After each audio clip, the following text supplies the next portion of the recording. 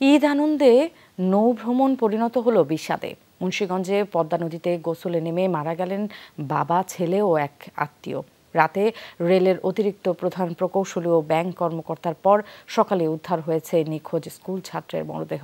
Ceylon family ব্লেন্ডের কড়ালিকার আর সতেজ স্বাদের perfect ব্লেন্ডে স্বপ্নেরা মিলুক টানা। মুন্সিগঞ্জের পদ্মা নদীতে উচ্ছ্বাস, আছেন নারী, শিশুসহ নানা বয়সী মানুষ, কিন্তু কে জানতো এরপরই নেমে আসবে বিষাদের ছায়া। রাজধানীর মোহাম্মদপুরের সলিমুল্লাহ রোডের অন্তত ২৯ জনের একটি দল শুক্রবার বিকেলে যান নৌভ্রমণে।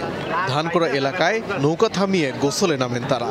এক পর্যায়ে স্রোতে ডুবে যাচ্ছিল মাইলস্টোন স্কুল অ্যান্ড কলেজের ১০ম শ্রেণীর ছাত্র রামিন আরিফ। তাকে উদ্ধার করতে গিয়ে ডুবে যায় বাবা, রেলওয়ের অতিরিক্ত প্রধান প্রকৌশলী রিয়াদ আহমেদ রাজু ও তার ভাইরা ব্যাংক কর্মকর্তা জুয়েল রানা। ফায়ার সার্ভিসের ৪ ঘন্টার চেষ্টায় উদ্ধার হয় দুই ভাইরার মরদেহ। নদীতে শুনছি নামছে আর কি, নামার পরে যেমন ভাইটেতে আস্তে আস্তে স্রোতের ভাইটের দিকে নিচে গেছে, কারণ নিচে আর কি কুবা ছিল, কুবে থেকে আর উঠে আসতে পারেনি। জায়গায় খুঁজছে, পরে এরা দেখছে, আবার আসছে, আসার পরে দেখে ওখানে চুলগুলো বাড়ছে, গিয়ে দেখলাম এখানে আরো ৩টা লোক এই যখন এই চটটা পড়ছে তখনও মারা গেছে। এই চোরাবালিতে নামছে, তলায় গেছে। তারা যাতে নদীপথে ভ্রমণ করতে না আসে, ঠিক আছে, এভাবে প্রতি বছরই মানুষ মারা যায় যারা সাঁতার না জানে। সকালে দুর্ঘটনাস্থলের কাছে ভেসে ওঠে আরিদের মরদেহ। ৩ জনের মৃত্যুতে পরিবারটিতে নেমে এসেছে শোকের ছায়া। ফায়ার সার্ভিস বলছে নৌভ্রমণে প্রয়োজন সচেতন, সতর্কতা, জরুরি সাঁতার জানাটাও। সাঁতার জানেন না তারা নদীতে যাবেন না।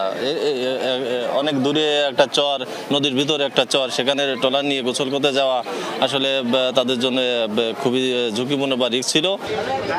মরদেহগুলো নৌ পুলিশের মাধ্যমে স্বজনদের কাছে হস্তান্তর করা হয়েছে। ওবায়দুর রহমান, যমুনা নিউজ।